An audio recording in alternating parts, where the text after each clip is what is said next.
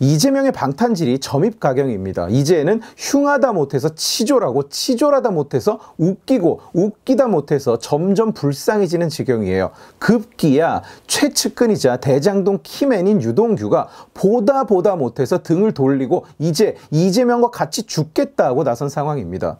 유동규의 갑작스러운 태세 전환의 이유는 뭐냐? 결국 한마디로 정리하자면 이재명의 치졸함 때문이에요.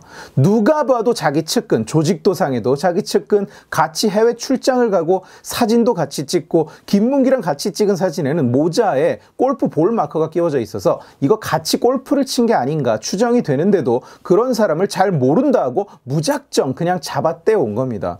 납득할 만한 설명을 내놓은 적이 없어요. 그냥 이건 탄압이다, 이건 정치 공세다, 징징징징, 개딸들아 도와줘, 개딸들아 내게 힘을 줘, 이러고만 있었던 겁니다. 그러는 도중에 사람들이 계속 죽어나갔어요. 자그마치 4명이나 목숨을 잃었습니다. 김문기도 그 중에 하나예요. 그 꼴을 보고 유동규가 화가 나서 이제 저 인간을 비호하지 않겠다. 자기 죄값은 자기가 받되 이재명의 죄는 이재명이 책임지게 하겠다고 선언을 했다는 얘기입니다. 이재명 측근이었던 사람 입장에서 지금 이 꼴이 당연히 화가 나고 또 당연히 무서울 수밖에 없죠. 사람들이 유동규 씨의 신변 보호를 요청하는 게 오버하는 게 아니에요. 그런데 유동규의 태세 전환에 이재명이 세운 방어 전략이 뭐냐? 김만배가 예전에 언젠가 자기를 이 새끼 저 새끼 공산당 같은 새끼라고 욕을 했다고, 자기를 욕하는 원수 같은 사이였는데 대선 자금을 왜 대주겠냐고 따지고 나선 거예요. 여러분 어떻게 생각하세요? 여러분이 듣기에도 웃기죠? 자, 직원이 회사 상사를 욕하면 무조건 그날 바로 회사를 관둡니까? 사장에게 불만을 가진 직원은 전부 다 회사를 때려칩니까? 제 직원들도 저를 욕할 거고, 삼성 직원들도 이재용 부회장을 욕할 거고, 대통령실 직원들도 대통령을 욕할 겁니다. 적어도 때로는. 그러나 그 욕이나 비판이 모든 이해관계, 친소관계, 고용관계의 종료를 뜻하지 않죠. 여러분은 전자제품을 쓰다가 전자제품이 한번 버벅거리면 다 도끼로 때려 부숩니까?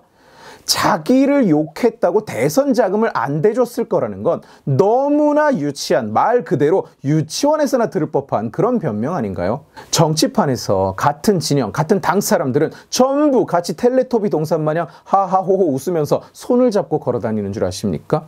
역사상 셀 수도 없이 많은 정치인들이 뇌물을 받았는데 한국뿐 아니라 세계 역사에서도 그 뇌물을 준 사람들은 지금 이 순간에도 정치인에게 뇌물을 주고 있는 사람들 은 전부 신나고 행복해서 그 정치인을 너무나 사랑해서 기쁨과 감격에 차서 그 뇌물을 줬는 줄 아십니까?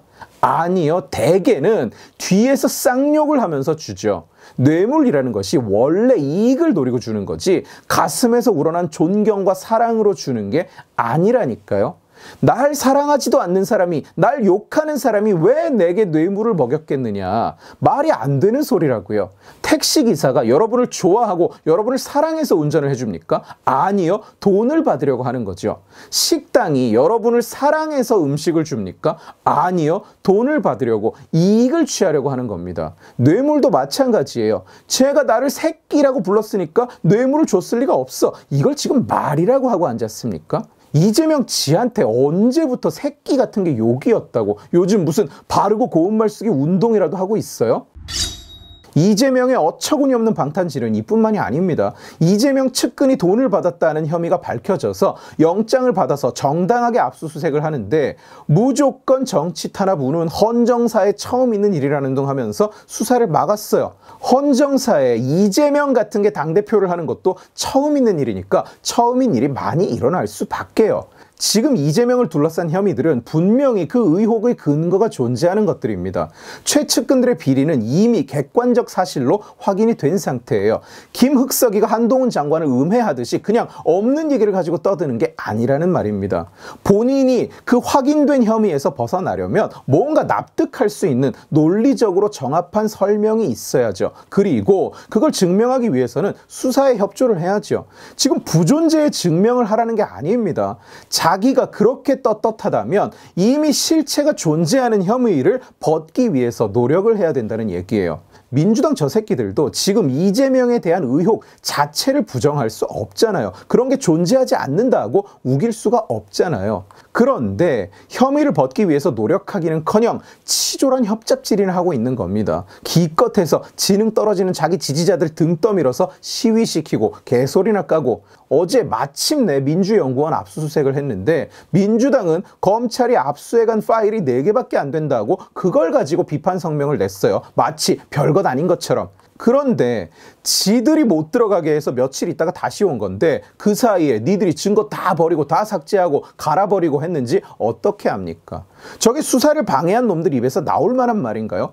교통사고를 내고는 차를 버리고 도망갔던 놈이 사흘 뒤에 나타나서는 자기 음주 안 하고 그냥 교통사고만 냈는데 왜 경찰이 과잉 수사를 하느냐고 투덜거릴 수 있냐고요. 김문기를 모른다 하고 잡아떼다가 도저히 김문기를 모를 수가 없는 물증이 계속 나오니까 어제는 찌째명 측이 뭐라고 변명을 했느냐. 갑자기 물어보는 바람에 블랙아웃이 왔다. 이딴 개소리를 쳤어요. 저는 이 기사를 보고 진짜 미친 듯이 웃었어요. 국민을 뭘로 알길래 이딴 소리를 하나. 김문기 아냐 하고 갑자기 물어보는 바람에 블랙아웃이 와서 생각이 안 나서 모른다고 했다. 너무 갑자기 물어본 검찰 잘못이네? 그러면 뭐 두어 달에 걸쳐서 천천히 물어봤어야 되나요?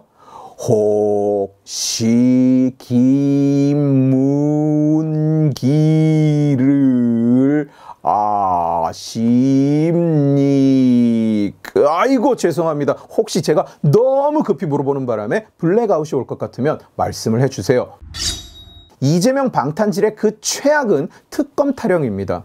문재인이 이재명 수사를 짱박는 바람에 국힘당이 검찰 수사로는 도저히 안 되겠다고 특검을 주장할 때는 이 핑계 저 핑계 대면서 막더니 이제는 검찰 수사가 정상적으로 착착 진행되고 있으니까 갑자기 검찰 수사를 멈추고 특검을 하자고 주장하는 중이에요.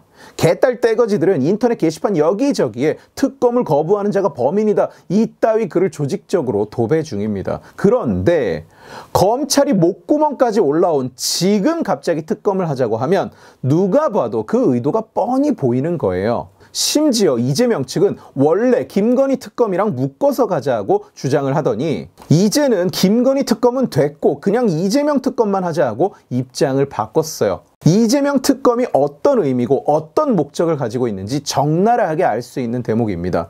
김건희 특검을 하면 이재명 특검도 받아주겠다. 이게 아니라 김건희 특검 같은 건 애초에 관심도 없었던 거예요. 원래 정치 놀이 카드였던 겁니다. 그냥 검찰 수사를 방해하는 이재명 특검 그 자체가 목적이라고 실토한 거나 마찬가지죠. 이렇게 해서 특검을 추천하는데 몇 달, 수사팀 꾸리는데 몇 달 이러면서 총선 때까지 결론 없이 질질 끌어보자는 게 목표고 그 와중에 지난 4명처럼 관련자가 우연히도 막 연달아 죽어나가주면 저것들 입장에서는 금상첨화겠죠. 이재명에 대한 수사는 애초에 야당 탄압이라는 워딩이 성립하지 않습니다. 국회의원이 되기 훨씬 전, 당대표가 되기 훨씬 전에 시작한 수사니까요. 시작부터 이럴 거라고 다 예상됐었던 전개예요.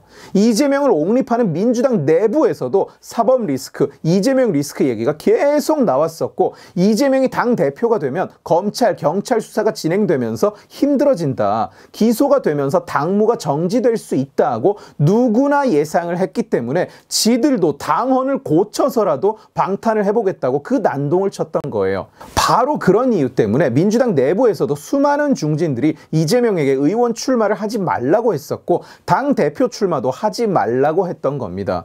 당의 해가 되니까요. 이재명의 죄에 민주당 전체가 빠져드는 꼴이 될 테니까. 지금 말씀드린 것들 제가 만들어낸 얘기가 아니라 온 국민이 직접 지켜본 얘기들입니다. 지들이 이재명이 과거 때문에 이렇게 될 걸 알고 있어서 더 난리를 쳐놓고는 이제 와서 이럴 줄 몰랐던 것처럼 정치 탄압이다, 정치 보복이다. 이재명은 딱히 한 게 없어서 보복할 게 없어요. 이재명이 뭘 했길래 보복을 합니까? 형수가 나서서 보복을 하면 모를까? 처음부터 그런 인간을 옹립하면서 이 전개는 이미 정해져 있던 겁니다. 명분도 목적도 개념도 다 잃어버리고 이제는 대통령이 연설하는데 그거 안 듣겠다고 징징거리는 유치한 쓰레기 집단으로 전락해버린 거예요. 민주당 스스로 그 선택을 한 겁니다. 이재명 아닌 다른 사람들도 얼마든지 있었지만 민주당 그 새끼들이 직접 이 선택을 한 거예요. 이제는 협치고 정치고 아무것도 없이 그냥 범죄를 옹호하고 범죄를 방어하는 집단 이상이 아닌 겁니다. 제 영상을 계속 봐온 분들은 다들 아시겠지만 저는 민주당이라는 존재가 올바른 정치 집단으로서 말하고 행동하고 의견을 내기를 원하지 풍비박산나고 고사해버리기를 바라지 않습니다. 뭐 많이 바라지는 않습니다. 그러나 수많은 선택의 기로에서 민주당 지들이 이런 선택을 해온 거예요. 안 된다는 걸 알면서도 스스로 여기까지 온 겁니다. 그런 인간인 걸 알면서도 스스로 그 인간을 추대한 거예요. 민주당은 부디 대통령 연설을 안 듣겠다, 이따위 치졸하고 유치하고 부끄러운 짓 좀 그만하고 정상적인 정당으로 좀 돌아오십시오. 범죄자에게 휘둘리는 그런 꼴 그만하시고요. 오늘 지식의 칼은 여기까지입니다. 재미있게 보셨으면 지식의 칼 채널을 구독해 주시고 이 영상을 주변에 공유해 주세요. 여러분들이 공유해 주시면 설득은 제가 하겠습니다. 고맙습니다.